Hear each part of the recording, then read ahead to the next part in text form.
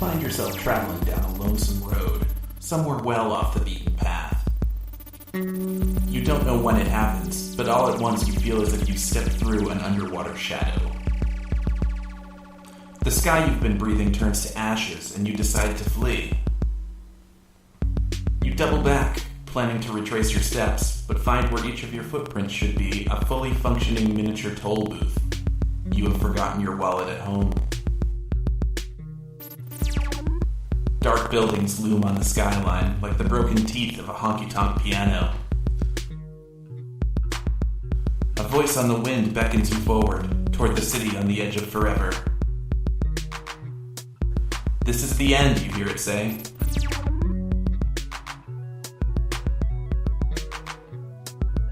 This is Population Cat Town. So, I walked up to her, and I said, hey, girl, is your booty an absurd metaphor for conflicting dualities? Because I'm all horny for it, even though I know that's where poop comes from. What did she say after you said that? Oh, she didn't have to say anything.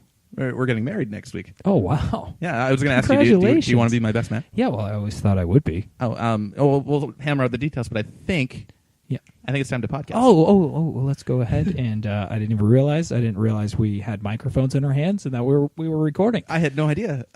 We were just having mid-conversation. Yeah. I was telling you about my future wife. Yeah. And because this is what happens sometimes is we'll just be having a regular conversation. And then... And, the light goes on. We don't even notice it. Yep. And we're in all studio. of a sudden recording in the studio. Best studio in the world, by the way. The best studio. I dig it. The most comfortable studio for Welcome me, anyway. To the studio. It's That's my, what I call my it. bedroom. So, I am Michael MC Clory McClory, and in front of me, I have my very esteemed co-host, Jared S. Gilmore Worthen. Oh. Am I in front of you or am I across from you? Well, you're sort of across from me. And in front of you makes me seem like I'm like facing the same way you are. We're actually in a line of desks in a classroom. Yeah. Yeah. That's interesting. Yeah. We should try that sometime. But anyway, each week we get together and we try to talk about things that we don't understand, and that trap us in our lives or trap other people in our lives, and we call it Population Cat Town. And what are we doing? What's your cat town, Jared? What's your cat town this week? Well, Michael, I've got a cat town, and I'd first like to tell you a little story. Okay, tell me the story. And this took place. I was 18, 19 years old. All right. I was living in an apartment. I was too with another dude. Yeah, we were both around that age. No, I mean I was at some point. Oh yeah, I was. I was at some point. Yeah. Yeah. We were a lot of people have been 18 or 19. Oh, there's some that may have not have been. There are a lot of people that have not been either. Right. So here I was, chilling at an apartment, hanging minding out, your own business. Give or take. Somebody else's business. I was minding business. Right. And were you doing your business? I was hit with the hunger. Oh, okay. The opposite of your business. I asked my roommate. I said, "Hey, what are we going to do for dinner?" Right. Hunger time. I'm hungry. I need food. And we had disposable income. We were young. Let's order some Chinese food. So we order some Chinese food. Delicious. It's there. Half hour or so later. Knock on the door. Guy delivers the Chinese food. Oh, yeah. Hello. Hey. That'll be what? $9.95. $9.95. Wow, that's some cheap Chinese food. No, it's $995. Oh, okay. That makes a lot more sense. $5 tip. Right. So cheap we get the Chinese food. Yep. We close the door. Okay. And we get back inside. My roommate says, "Hey, that guy who just delivered our Chinese food, that was my high school guidance counselor." Oh no. And I think this is like one of the first moments in my life where I kind of had like an existential crisis. Right. Because, here's this guy who is supposed to tell you your future, like sort of point you in the right direction. Right. And it just made me question, like, there's not somebody who has everything together. Here's a guidance counselor whose job, it was just a job for him to direct people. And by his own series of life choices, he is now delivering Chinese food. He didn't make that Chinese food. I bet he doesn't even know how. Right. No. But he gave it to me. He did. I ate it, and it was probably delicious. I can't even remember what I had. Because, at that point, I was well deep into the despair of my very first existential crisis. Wow. I wonder how did his tears add a little salt to the Oh, that's salty enough. salt? Oh yeah, Yeah, probably true. Chinese food is pretty damn salty. It is. But that's my cat town today. The idea of just moments in your life where you realize something isn't the way it should be. Yeah. And the absurdity of it all, the existential crisis, and everybody at some point has an existential crisis, and there's like a roadmap that for every existential crisis. Granted, it's all circling the drain. That's you can follow this roadmap regardless. You can end up any different way, but there's no way to get yourself out of an existential crisis. You're just in it. Right. Now, you can have the existential crisis. You can say, not everything is meaningless. It is. Everything is meaningless. It doesn't matter. There's no meaning. So, you have your angst. You have your, the time where you listen to The Cure and the Smiths and all that. And then eventually you have to ask yourself, do I crave order? Like, do I embrace the absurd, or do I crave order? Do you have to ask yourself that? Why do you have to ask yourself that? Why do you think that? Well, because I think this is the roadmap of every existential crisis. This is where you go. Like, do you want? So do you either go completely insane, or do you just accept things for the way they are? Well, these are things you ask yourself. Do you accept things for the way they are, or do you need some sort of order? So that's the you're first saying step. Things are not ordered? Well, no, it's difficult to say. Personally, I think I embrace the absurd, the absurdity of life and everything. So here are the two options. Ready? Do I crave meaning? Does life need order, or do I embrace the absurd and just go with it? You can say go with it, and guess what? You end up towards the Eastern philosophies, Zen Buddhism. Right. Embrace that. Time is a river. Go with the flow. Right. You could say, I crave order. Then that brings you to the next question, a next split in the existential timeline, or the existential dichotomous key, as I like to call it. Ooh, I like that too. Yes. So do I crave order? And the answer is yes. No, you split. You start thinking, it's I like a embrace choose the your own absurd. adventure. It is a choose your own adventure, but it's a choose your own ideology. Adventure. Oh, ideology. Okay. Yes. Which, hey, life is an adventure. Life is a highway. Yeah. I want to ride it. All night? All night long. All night long. And party every day. Well, see, I'm thinking of it a little differently, I think. So you're choosing either accept things the way they are, or choose to accept order. And you're saying things the way they are not orderly. And I kind of feel the opposite. I don't know. The way things are, or the way we've set things up to be, is very orderly. And, if I went through, if I continued on my kind of existential crises, then I would have, I'd just end up in a cave somewhere, Mm-hmm. covered in blood and feces. Well, let's continue. Come. Let's continue a little ways. And, all right. We'll say the Zen Buddhism thing. The Zen Buddhism thing was the end of your choose your own adventure. Okay. So now, does life, not necessarily does it require meaning, but does it have meaning? Is there an order? And the next question that brings you to is, do you accept it as prepackaged order? Or is it something you make yourself, as a human? So is this frozen Chinese food that you got from a bag? Or is it Chinese food homemade? Right. Which one do you want? Which one's the delivery then? Oh, the delivery. Well, that'd be takeout. That'd be prepackaged.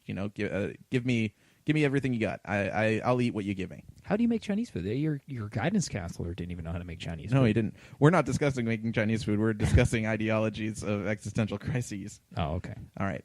So I'm confused. So now with this split, I'm a little hungry.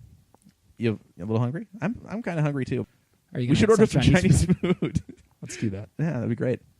So you get to this point, do you want to accept that you are the creator of your own order, or society is the creator of your own order, or there's a higher power. Do you give yourself over to the higher power? And if you do that, you go that route, you end up, sort of the Dostoevsky, the crime and punishment mentality. It's existential, it's absurd, but there's a higher power. But if you go the other way, no, I am the decider. There is no meaning. I'm not accepting God. I am the make law. eating. I need order to thrive. You end up with Nietzschean philosophy. Yeah. The Ubermensch, Hmm? the super ego, and it's like, but regardless of where you end up, it doesn't solve the basic fact that you Life have is now terrible. considered life is terrible and absurd. Yeah. It's just trying to rationalize. See, I think an existential crisis actually stems from I don't know. Well, crisis. I guess it is a crisis, but in that things are suddenly not what you thought they were. So it's shifting from either, one plane of, whether we choose to, accept these philosophies here, or not, and it's just kind of shifting from one to the other, and that suddenly that sudden shift kind of throws you off balance. Right, it's disorienting. That paradigm shift. It's scary. It's terrifying. I don't know. It is. You're left feeling lost and discombobulated. Alone. Sad. Sad. Hello, sad. Hello, sadness, my old friend.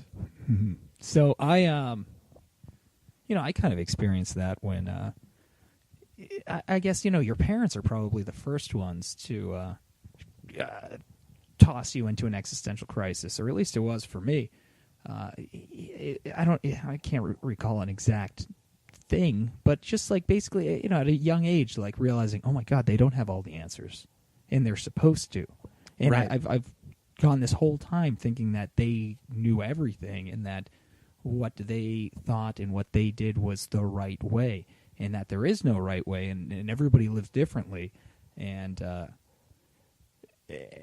so what the hell am I supposed to do? I need to find another guidepost, and then you choose another thing, and then that doesn't work, and then you choose another thing, and that doesn't work. You realize that person might be wrong, and then until you kind of go your own way, and then you're like, well, I definitely can't trust myself. I'm totally fucked. Right. You look at that moment where you the people I've based my judgment on, my core value system, they may not be 100% correct. Right. And you have to look at it and you have to question, these people have shaped who I am as a person. Is who I am as a person wrong? Right. These Probably. questions. I mean, more than if we're likely. just talking about you, yes. Yeah. Oh yeah, I'm a fucking asshole. Well, I don't know if you're an asshole, Jared. Oh I have one. Go on. Keep going. Okay, so we're going down the rabbit hole. That's just sort of that was the basis. And for this. what way did you go? And I'm kind of a go with the flow kind of guy, Right. but I'm also a make your own future, Chinese food. make your own Chinese food kind of guy. Right. Like I make a damn good stir fry that could hold its own with any Szechuan. I would like that sometime. Yeah, it's pretty damn good. Yeah. Yeah, major veggies, low sodium soy sauce. Oh, that Fuck sounds yeah. good. Maybe an egg. Oh, Yeah. why not? No, I'm not. But I'm a make your own Chinese food kind of guy. I've always sort of embraced the absurdity of life, and I like doing that. I enjoy chaos. I kind of like it. Kind of like makes me a bit jittery. Like I get excited. Well, you enjoy chaos, but you enjoy being set. You enjoy watching the chaos, but you. I don't. No, I enjoy being sound, and I. Here's the thing. Like, let's say here's a metaphor. The Odyssey. Okay. Homer's The Odyssey. Oh, Homer's The Odyssey. Homer's The Okay. Odyssey. I didn't know we were talking about that one. Right. There are other Odysseys. Right. There are many Odysseys. Oh, we're talking about the Homer Odyssey. Homer Odyssey. That one.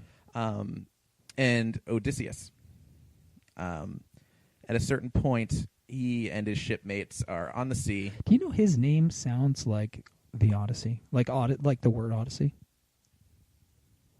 Yeah. my mind just was blown, Yeah. Michael. That's incredible. Thank you.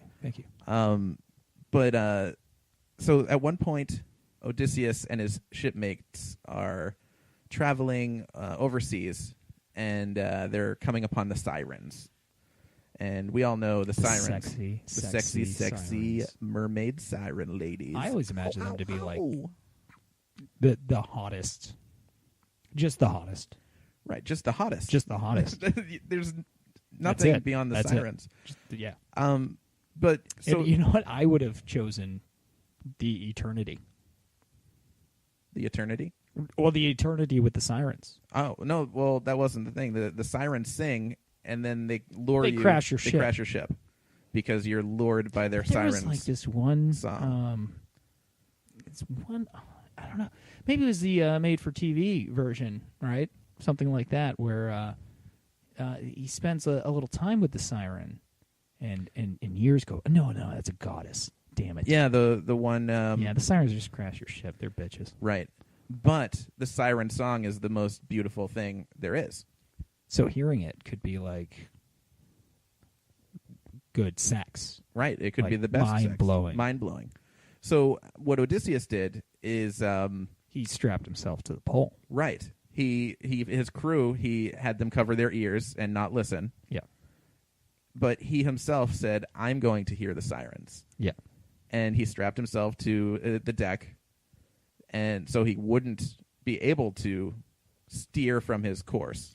You know what that's like? That's like being like telling a car full of your friends to be like, okay, you're going to drive and you're going to navigate and we're going to go on this fucking road trip. I'm going to sit in the back and do like the best fucking ecstasy and acid that I've ever had in my life. Okay, but you guys stay sober. Yeah. You're like you steer this fucking ship and I'm just going to have the time of my life while you take care of the details. Right. Well, you deal with the stresses of the ship and of the voyage. Well, that's what you I'm get going to sit when back you're, on my laurels and just enjoy it. It's good to be king. It is. It's good to be Odysseus, and that's kind of how I feel. You feel like the king? I feel like the king Nice. most of the time. I mean, I'm glad do you do do. you not feel like the king? King of what? Just the king. No, I don't. No, you don't feel like a king? The king of what? The king? I don't feel like the king of the king. The king of the king. No. The king of kings. The king you of feel like kings. Jesus Christ? I am the king of kings. I do feel like that, yes. I know that about you. I Yeah. could tell that with Yeah. just by talking with you for like 5 minutes. Yeah. This Well- guy thinks he's the fucking shit. He thinks he's Jesus Christ. It's been incarnate. 18 minutes, but yeah. 18 minutes. Okay, fine. Oh, you mean 5 minutes in? Like, 5 minutes in? I knew. The first conversation we ever had. Yeah, of podcast number 1. Because that's the first time we ever talked. Yeah, we've never talked before that. But that's the way I look at it. Like I remember being giddy. Actually, I was like at a drive-through restaurant, and it was this woman comes over to the counter, and she's just like, "Could you hold on a second? Someone just quit." And and basically there was chaos inside Right. of the store. Like that's not something everyone does every day. And I'm Yeah. like, oh, the absurdity of life. This is hilarious. I will sit and enjoy this. I don't mind waiting an extra couple minutes while like my food gets together, because somewhere inside, someone is messing with the status quo, and that's just going to happen. But that's not really the absurdity. I mean, doing that isn't absurd. That's like That's chaos. normal. That's like normal, though. To me, I guess Well, yeah. the chaos is normal, and what's orderly and absurd is what we do now. Is the fact that someone would go and make $7.25 an hour and put fries in a fucking fryolator. Right. That is absurd. And that's their life. That's the absurdity. Yeah. And the fact that they have to do it. The fact that you and I have to go to work tomorrow. Right. Well, that's absurd. We justify it, though. Like, we live within our means. And I think we have an outlet because we're creative. Yeah. I think, and that's kind of pretentious of me to say, but at the same time, it's true. I was having this conversation with Jen in that I'm fine with what I do, because I know I have an outlet for something. There's always Right. something that I'm Right. working Like this. on. This isn't my life. Right. This this isn't is- my this life. isn't This is it. just something to get through. Right. Like I don't. This is something that allows me to do the things that I like. Right. It gives me the means to do what I like. And I guess I think that's a good quality because it keeps me less stressed. It keeps me grounded. I mean, people might think I fall into certain ruts or Well, whatnot. how else but, are we going to justify our jobs as human traffickers? right? I mean, and it's difficult. mean, oh, Mike, you're not it- supposed to say that. It gives me the means to do what I want to do. Right. That gives means. Yeah, which is fine. Right. The ends thing justify the means. Now that's the thing. That's the thing. We're not actually embracing the absurd, because if we were, we would be trafficking humans. We would be. I mean, we are. Well, that's not so absurd either. No, I mean that's one of the oldest professions. Yeah. But I mean, obviously that was something that people thought was a normal thing to do. Like, oh, I'm going to sell this person. I'm going to, here you go, have this person. What? Yeah. Why not? I got this person, discount person. Turns out I have too many people. We have an overstock, and we got to get rid of them. We have a person sale. Yeah, we're having a person sale. Come on down this weekend only. People 95% off. We were charging $100 million. Right. You get 95% off the person. Right. We're giving out feet and legs. Right. Toes. Right. Oh, here's something interesting. Rabbit Someone feet. would be into that. There's a market for that, I'm sure. Oh, I'm sure. People feet. Yeah, definitely. Baby brains. We talked about that last week.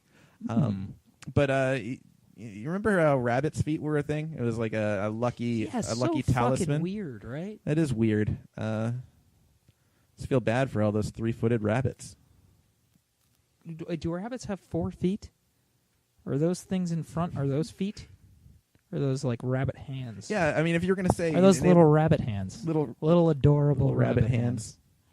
Something I like to do sometimes is if you like look at an animal and you try and figure out like how their anatomy like coincides with your own. Like you want to know where their dick is. Like I'm always looking for animal dick.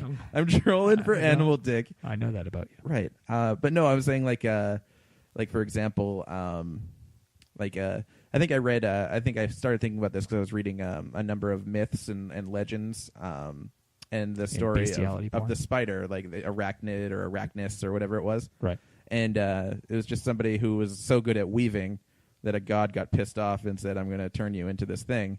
And basically, their entire body shrunk out, and their 4 phalanges became their legs. So, like, if you imagine your body as it is, just having no body and just really long fingers, and your thumbs are like right next to your mouth. Spiders have a body. Well, they do, but it's not as important to the overall being as like our body. They're more functional. Right. Well, they like for what they do. Just imagine giant fingers. Like they're walking around on fingers. They don't have legs. Like, well, they have legs, but like all we need to be is like a credit card and a brain. Right. That's all we really need. That's all we really need. Yeah, and we could have robot bodies. A floating credit card. We should be a floating. I think that's where humanity is headed. Yeah. If we're going to evolve somewhere, we'll become floating brains and credit cards. Or we don't even have to be that. We just have to be like a cursor. Oh, yeah. That's totally. Just click on shit and have Amazon deliver it. You know, mine would be the spinning hourglass. Oh, yeah. That would be because your computer is slow? Yeah. Oh. That's just me. Oh. I would change my cursor to be reflected as a spinning I would do hourglass. the thing that, like, it looks like there's a lag, and the arrow, kind of goes. Nice. If you could imagine that, if you transfer that noise into an image, I'm sure you know exactly what I'm talking about. Wow. It's more like I actually think it's more like more like. It's probably more like it. No, that's not what it's like. No, that was a modem. No, I understand. That was my impression of a modem, No, ladies and gentlemen. Okay. But let's bring it back to the guidance counselor. I wanted to talk about that a little bit more. Let's do that. A guidance counselor is an interesting guy or lady. Yeah, sexist. And this is something that I think of quite frequently. One of the things you're asked when you're a kid, or you're told when you're a kid, is you can be anything you want to be. Right. Right? Right. Well, that's not true. It's not true. If you were born into the right situation, sure. Right.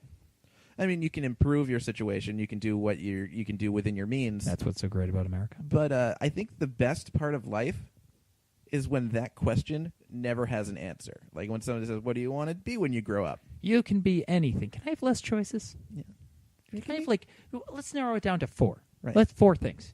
Yeah. You can be an astronaut. Mm-hmm. You can be a 7-Eleven cashier. Right. You could Be an accountant. Be an accountant. Yep. You could be a race car driver. Yep. That's it. That's it. That's all That's you it. can be. That's all. That's all you can be. Pick 2 over the next few years. Narrow it down to 2. Right. Hone your skills. Yep. By the time you graduate, we want just 1, and we want you in that fucking job That's what we want.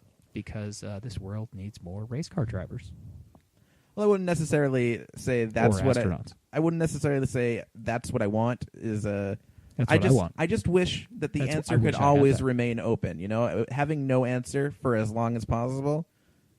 Like, there's so much more magic in the world when you don't answer that question. When you say, "What do you want to be when you grow up?" I can be anything you've told me, and I can be anything. That's amazing. I could be a bird. I want to be a child. Yeah, it doesn't work when your guidance counselor asks, "What do you want to be when you grow up?" and you say, "I want to be Jennifer Connelly from The Labyrinth." Like, it's not going to work. No, probably not. That's not an answer to that question. Is that how you answered it? I might have wanted to answer it that way, but guess what? I understand that that's not possible. I don't think that's what they're referring to, though. No, I know, but they're saying... if I was that guidance counselor, I'd be like, you know what I mean, you little shit. Well, I was that guy. I wanted to be, against the grain. I'm not going to say I want to be president of the United States, or I'm going to be a mechanic. Who would want that job, though? I mean, neither one. Narcissistic asshole. Yeah. Well, look at the way a they age sociopath. over the period 4 of 8 term years or 2. It's awful. Right. It is kind of sad. Poor Obama.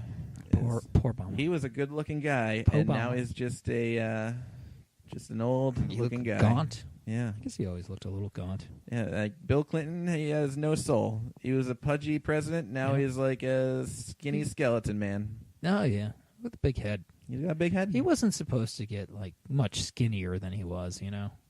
Right. His body shouldn't have let him do that. No. Totally unnatural. But there's just more whimsy in the world. I like that when you're young and you don't have to worry. And I feel like that kind of attitude should follow over into adulthood. You think so? I think we all need more whimsy. So, I mean, it can. I mean, you and I can still do whatever we want to do. We can still be whatever we want to be. Can I be Jennifer Connelly in The Labyrinth? You can do that.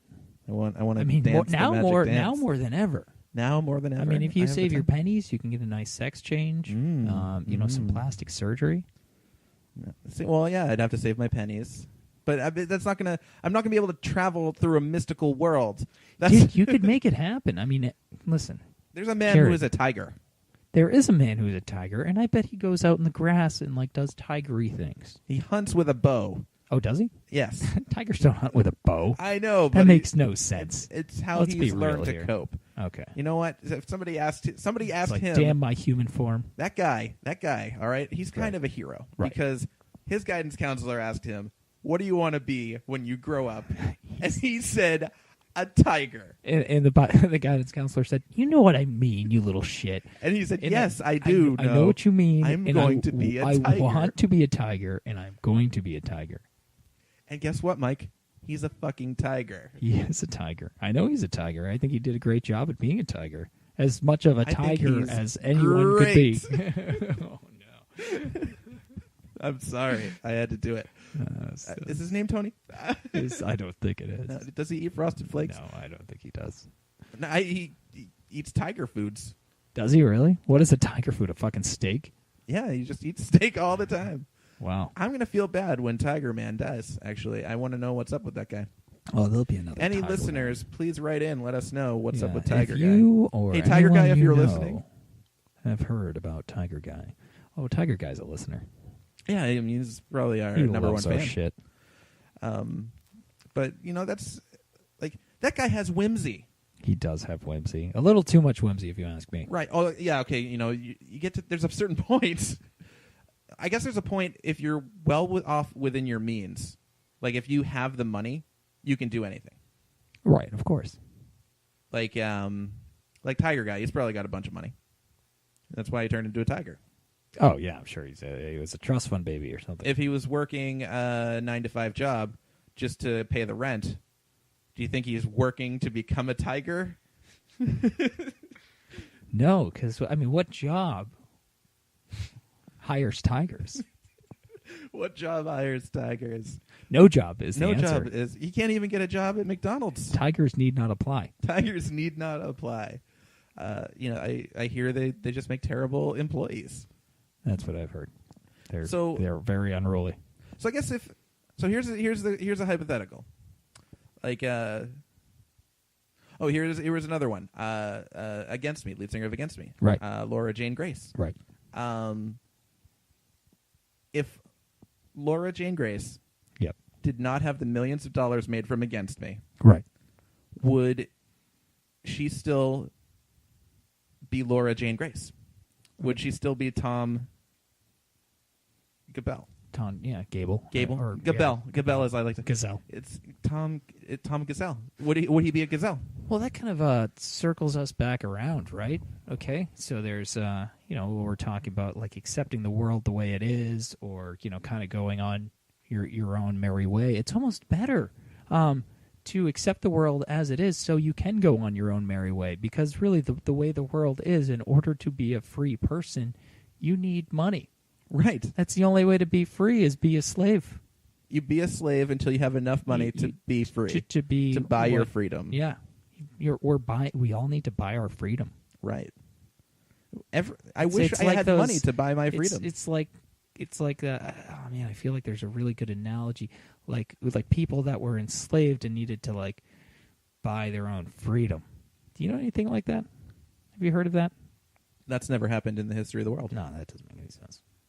But it's almost, if that were a thing that ever happened, it would be just like that. Yeah, I think so. It would be some sort of civil right. Right. It's some sort of equality issue. Now that's ringing a bell. Yeah, but I'm hearing bells. Yeah, it's somewhere there. But isn't Deep that in the recesses. Isn't that the saddest fucking thing though? Is it, or is it just the way it is? It's just the way it is, I guess. And should we just accept it? I mean, we have to accept it. You and I have accepted it. We have no choice. Yeah. Because it's I tried to not accept it, and I was more miserable than I was before.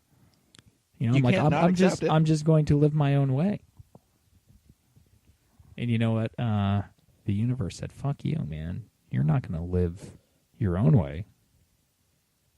Well, you can, but it's going to be really shitty. Well, I guess, yeah. You just need money. That's all you need. If money anyone is tells all you you need. Money is all you need. If anyone ever tells you different, kids, you need money. Yeah, do whatever you can to get that money too. Yeah, you got to get that dollar bill, y'all. And listen, cash rules everything around me. Cream, get the money. Dollar bill. So, I mean, if there are any children listening, you need to, anything you can. Sell drugs, sell your mom's jewelry. Right, sell your stereos. Sell your little brother. Right, sell your little brother. Yeah. Sell yourself. Sell your body. Sell your body. Yeah. There are a number of men and in a number of cities. Oh, who would love that? Who would love to give you money for your body and for your time. Right, and it's just... Some of them buy you presents. Yeah, they probably nice presents. Nice presents. Yeah, it'll probably be better than Santa ever got you. And guess what? And you'll get the money. And it's only a little bit of your time. Just a little bit. Give these men your time so you can be free. And you're making others happy, too. You are. You're spreading joy. Yeah. Among other things. Among other things. Right. Yeah. So moving on, I don't know. Do you have anything else, Jared? What else do we have here? I don't know. Do we have a cohesive theme this week? Is it just more of I guess we started with the existential crisis and then we basically solved that with money. Yeah. So Wow. so yeah. So this is our first successful podcast in which we answered more questions than we asked, because usually it's the opposite. Right. We ask a number of because that's questions. what Cat Town is about. It's about just a conversation is really what this is. It's a conversation to open doors and Close and windows. for free minds and stuff. Right. Other things. Amongst other things. Among the other things. And to spread diseases. Definitely spread diseases. We spread disease. Oh, yeah. I mean, it might not be a literal disease, but we're spreading emotional disease. Yeah. Figurative disease. I hope so. I hope I hope we're spreading something. I hope we make you question your life, and I hope you get out and you change something about yourself, mainly because you listen to us. And Thank us for you. We'll thank you for us. That doesn't make any sense. but first, thank us for you. Thank us for you. So thank us very much, and we will talk to you guys next week on Population Cat Town. The road to Cat Town is paved with sadness.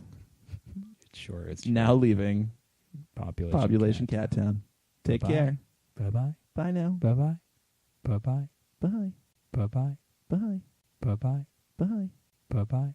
Bye. Bye-bye.